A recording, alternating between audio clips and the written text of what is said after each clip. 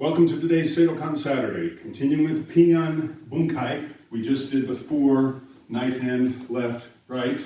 We're coming into block, punch, reblock, kick, punch. Now basically this move in Pinan Shodan is exactly what we do in Seisan. We block, punch, reblock. In Seisan we simply step. Instead of the simple step, in this case after the reblock, we are kicking, stepping forward. We land square, hip loaded, throw the punch, okay? And we do that right and left. So, Matt, onegaishimasu. And we'll do this because we go both right and left side with this. There's no need for us to turn around. If whatever you don't see when I do it left block, you'll see when I do right block. You'll see it both sides. So I get to stay over here without the do-si-do, all right? Onegaishimasu. So he's in uke, back just a little bit so I'm not hidden by the bag. We go, hey, I block. From here I shift and punch. I'm going to come forward. This hand can be a guard in case he's throwing a second punch, okay? Or as after I punch here, if he's retracting this hand, I can capture, pull him into the back fist. As I pull, notice how his head turns. That's very normal. If I hit without pulling, I might get teeth. But if I pull, his head turns here, which makes a very flat surface for a very flat surface. We talked about the concept of contouring, where the weapon fits the target. Bam! And if I do it with a little flip of the knuckles, we get the temple right here. That's a great place to be. If I do it flat, I get temple and jaw, which is also good. Bam! From here, okay? From this position, I kick. Now, I'm fairly close, but he's going to have one leg or the other back. If he's this way, I can kick this leg. If I want, I can make a slight shift. And it's interesting to note, I'll just stay here, that in some versions of Shorin-ryu, there is a shift and actually a pull into a kosarachi from shiko or from zenkutsu to kosarachi, which does create room for this as a mid-level or high kick. So we can do that because in the larger Shorin-ryu world, it does happen. So that's an option. Sorry, again, I sidetracked. Hey, I block, punch. Now I could have, from the block, just grabbed here and go ahead as well. Either way is fine. Back fist. My kick to whatever, if he's on the other foot, goes here, here. It actually makes it a little easier to get up high if he's throwing that long reaching roundhouse. We go back. Kick. From here, I'm going to use this hand. I've already checked that one earlier. This hand's just going to create a little bit of an opening as I chamber, and it can be closed hand or a push, but that squares his body up to me for my finish, yeah, with my gyakusuki. Okay, so the whole thing through version A. Block, punch, back fist, kick, clear, punch. Version A. Version B. And again, remember we can get this as well.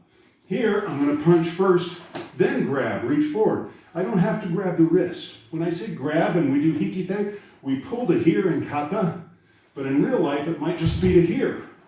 Maybe that's as far as I can pull him when I'm striking. If I get him all the way here, now I've got the neck with the back of my arm. All good, okay? Then again, kick. Now because I'm here, look what the target is. Through the head. So that's version B. Now, in the systems where they pull back a little bit, a lot of times what you'll see is the body turns to this angle, and in their performance of the kata, the kick will go at this angle. And here's why that happens. And besides creating space for the kick, here's another reason for the squeeze back. Block, block, punch, squeeze back. That pulls him, okay? From here, I've created that angle. I clear, kick, kick, kick, kick the face, wherever. There's my target, hello. Here's my alternative target, hello. So that would be version 3, ABC, however you want to count them, okay? Roman numeral 1, I don't know, whatever. So, hey, block, punch, squeeze back. kick across, clear the arm, finish punch. Okay, now I'll do those same three with less explanation on the left hand for anything you missed the other side. Version A, hey, block, punch, back fist, kick, punch. Like that. Hey. Capture first. Kick of choice. Switch feet.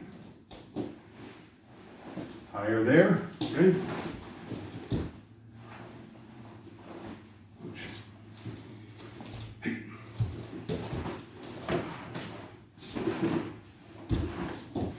Version B.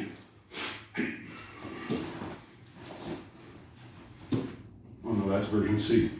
Version B. Capture early instead of later.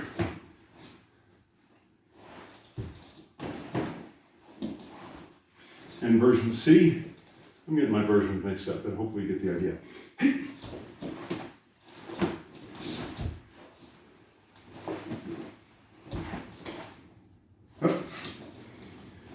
So those are your three main variations. Using this reblock as a back fist or as a joint break from which I would follow up with the grab, follow in with the kick and the punch. That's it. Pretty simple. The only hard part is getting used to adjusting for his distance from you. Where am I going to kick? If I do the arm break twisting version, I do still have this arm here, so I have to kind of clear it out of my way, or I can just leave it there, hold it across. I didn't do that. Let me do it where I hold it across the body. Should have mentioned this. Switch.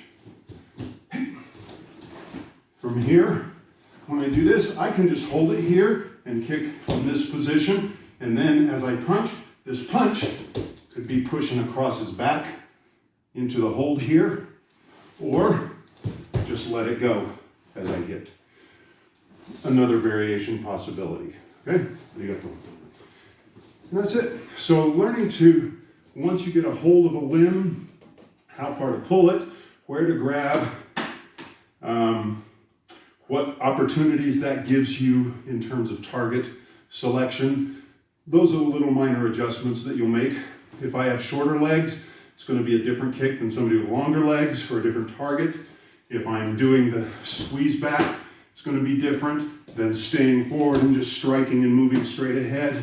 The fundamental, just kick, just move straight into the guy or pull him to you, which creates the joint locks and other stuff.